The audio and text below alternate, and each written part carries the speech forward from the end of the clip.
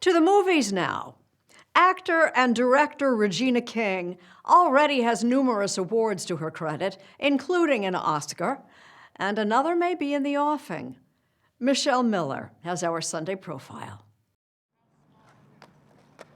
A walk through Regina King's old stomping grounds in Los Angeles unexpectedly became a literal walk down memory lane.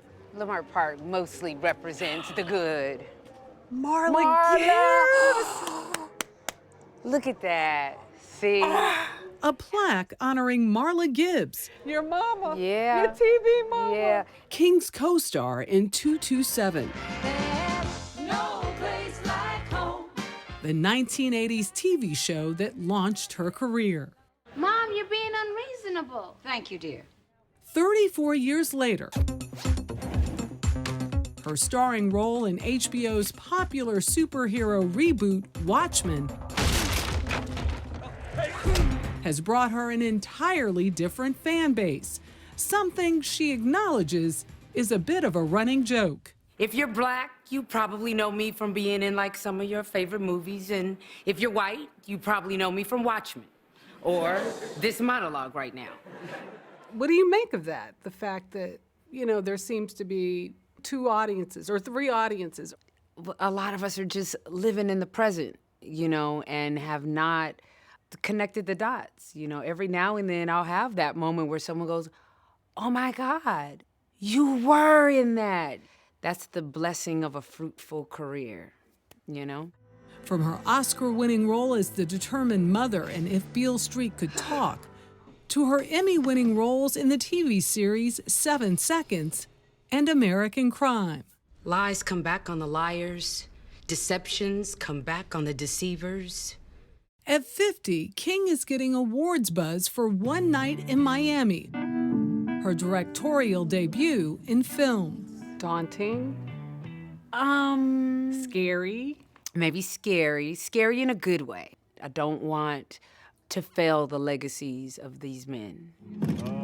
It's the fictional account of the real story of Malcolm X, singer-songwriter Sam Cooke, the NFL's Jim Brown, and Cassius Clay, later known as Muhammad Ali. They meet up in a hotel room after a boxing match. Oh my goodness. Cash. What's wrong, Cash? What? Cash, what?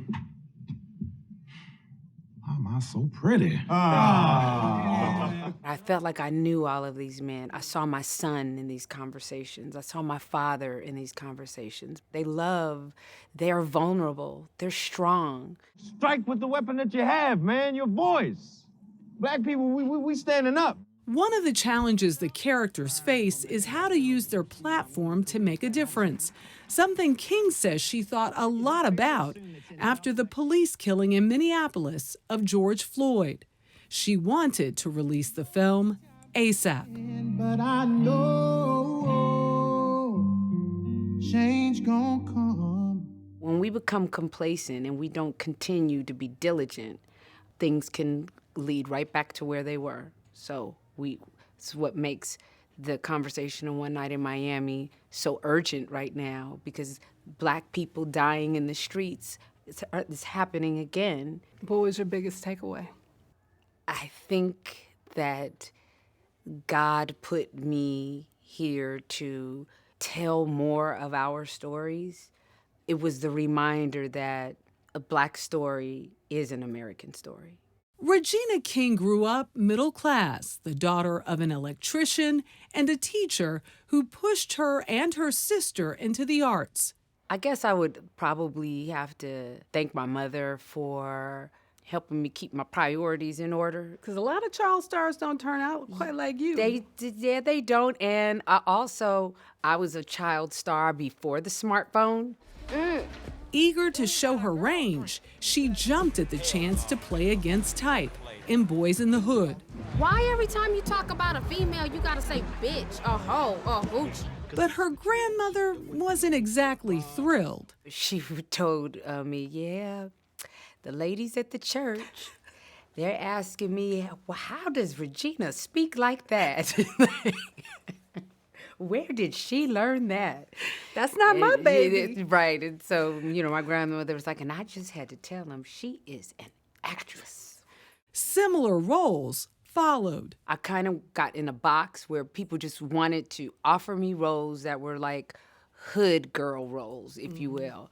And then I broke out of that box and became wife. So how do you break that mold? I think along came Ray. She auditioned for the part of the mistress. I'm having your baby. Really? You can't do that. I have to talk to the doctor or something. You gotta get rid of it. Off-screen, after going through a divorce, King made the bold decision to turn down roles outside of L.A. so she wouldn't have to leave her young son behind. Now, he's 25. Was it hard to say no to projects? No. No. I've seen so many examples of parents that have had to make the choice to not be there as consistent in their children's lives and just kind of what the aftermath was of that. And in a year when COVID deferred so many of our plans, King was hit hard emotionally. Sometimes it's even as simple as now that things are opening up and you're going to your regular store or someplace that you used to go frequent and then find out that face, that person that you knew so well is no longer with us. Who was that? Who was that for you? Who are those tears for? Yeah, it's actually just tears for everyone. And we so quickly say, how you doing? I'm fine. And so many of us are not fine. But even in this time of uncertainty and unrest, Regina King sees her next story as one of hope. I would like to actually witness the change. And part of that is as Americans owning that ugly stuff that still exists.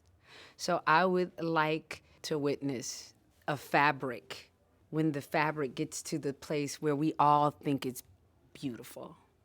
And then go home to my grandma and say,